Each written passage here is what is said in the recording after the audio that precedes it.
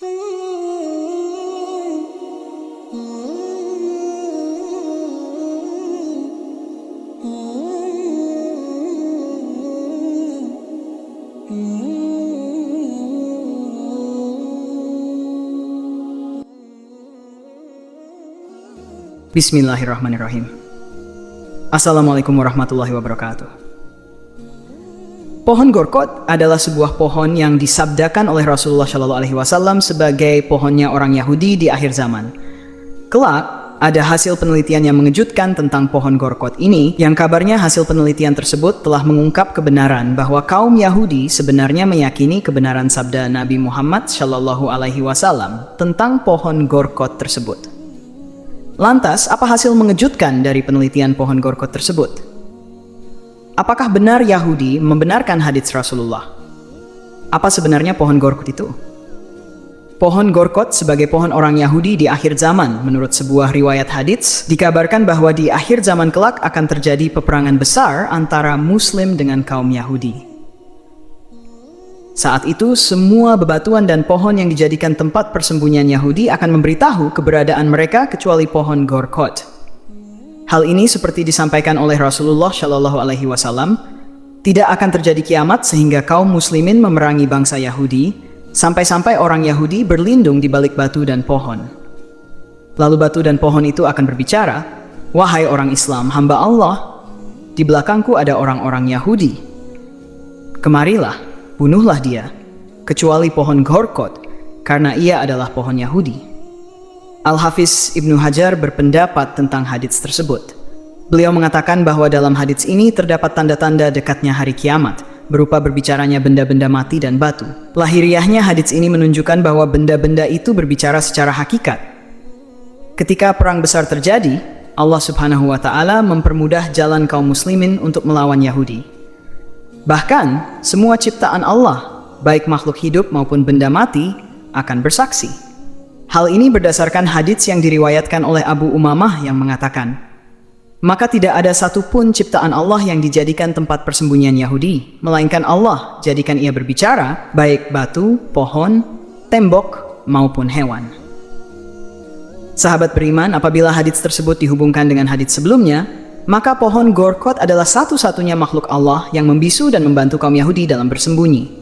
Maka dari itu, pohon ini merupakan satu-satunya tempat persembunyian bagi kaum Yahudi di akhir zaman.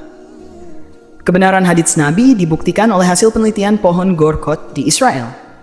Jika ditanyakan kepada orang Israel apakah mereka mengetahui tentang pohon gorkot, maka mereka semuanya akan mengatakan hal yang sama. Tidak tahu. Namun kemudian terlihat senyum misterius yang mengambang di bibir mereka. Begitulah pengalaman Anne-Marie Oliver dan Paul F. Tembeck, dua orang penulis buku Doomed to Fail, A Journey into the World of the Suicide Bomber, yang diterbitkan oleh Oxford University Press pada tahun 2006. Mereka melakukan studi langsung ke Palestina dan Israel demi menelusuri tentang pohon gorkot pada awal tahun 2000. Pohon gorkot memiliki nama Latin Lycium arabicum dan Lycium shawii, keduanya dari spesies berbeda. Tanaman ini sangat mudah tumbuh dan berkembang di tempat yang kering sekalipun. Pohon gorkot bukanlah jenis pohon produktif, namun lebih mirip semak berduri yang sukar diberantas dan tidak banyak menghasilkan manfaat.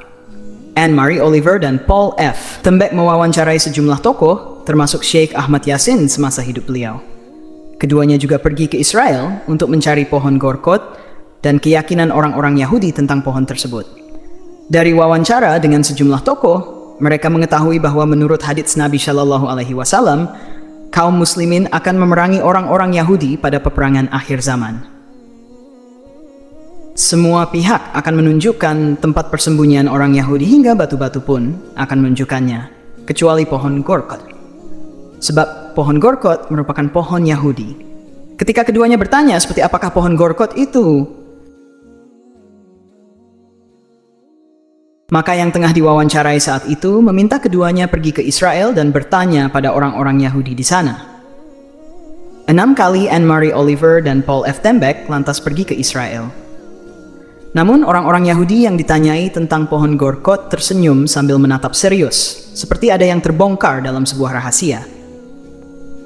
Banyak versi pohon gorkot. Menurut informasi orang-orang Yahudi Israel yang ditemui oleh Anne-Marie Oliver dan Paul F. Tembeck, ada yang menunjukkan bahwa pohon Gorkot bisa ditemukan di gerbang Java. Ada yang mengatakan pohon Gorkot adalah semak-semak. Dan ada juga yang mengatakan bahwa pohon Gorkot hanyalah simbol metafora.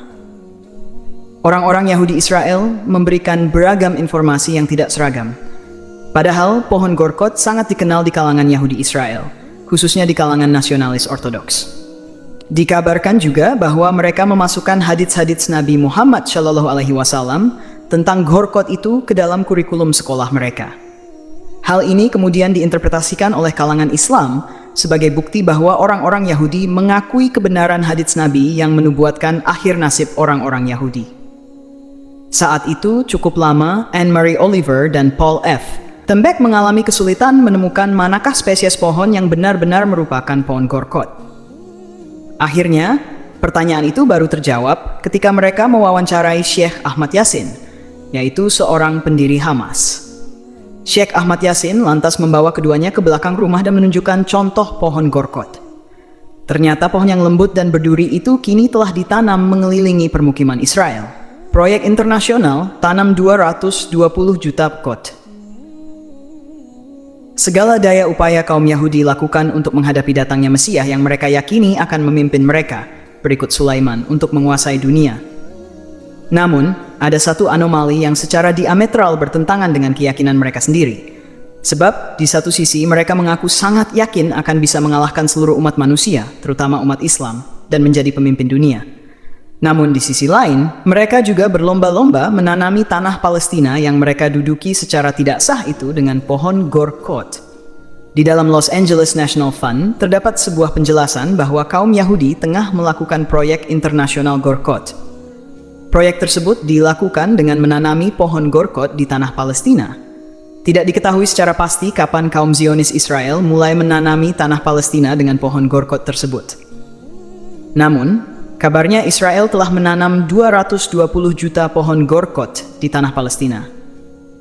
Melihat oleh para Zionis Yahudi yang berlama-lama menanami tanah Palestina dengan pohon Gorkot itu, maka kenyataan ini menjelaskan kepada kita bahwa sebenarnya kaum Yahudi itu sesungguhnya memahami hakikat hari akhir.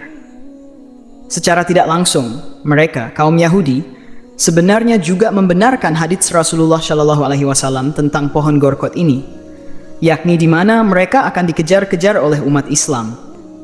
Dan hanya pohon Gorkotlah satu-satunya tempat yang bersedia dipakai untuk tempat persembunyian kaum Yahudi. Dengan ini, maka jelaslah bagi kita bahwa kaum Yahudi sebenarnya secara tidak langsung telah membenarkan hadits Nabi Muhammad SAW tentang pohon Gorkot dan akhir zaman. Secara tidak langsung pula, sebenarnya mereka juga mengakui bahwa Islam adalah agama yang benar. Namun, hati mereka tertutup dan tidak mau menerima kebenaran ini. Semoga Allah Subhanahu wa Ta'ala tetap menjaga dan menambah nikmat Islam dan iman ini kepada kita semua. Semoga kita kelak mendapatkan keselamatan dan kebahagiaan di dunia dan di akhirat. Amin ya Allah ya Rabbal Alamin. Wallahu a'lamu bisyawab. Wassalamualaikum warahmatullahi wabarakatuh.